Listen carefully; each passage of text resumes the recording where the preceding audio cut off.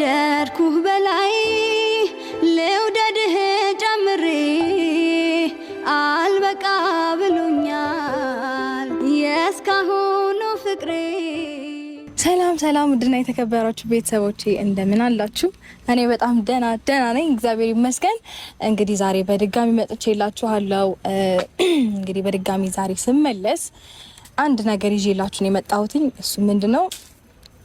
እንግዲህ ከአብርሽ ጋር ያለንን ነገር ከውዱ ባለቤቴ ጋራ ይቅርታ ከውዱ ባለቤቴ ጋራ ያለንን ነገር በደንብ አይታችኋል።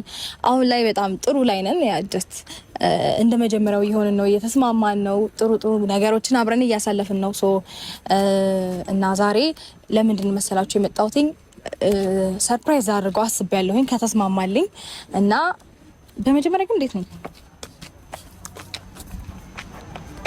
አላማረብኝም? አምሮብኛል ብዬ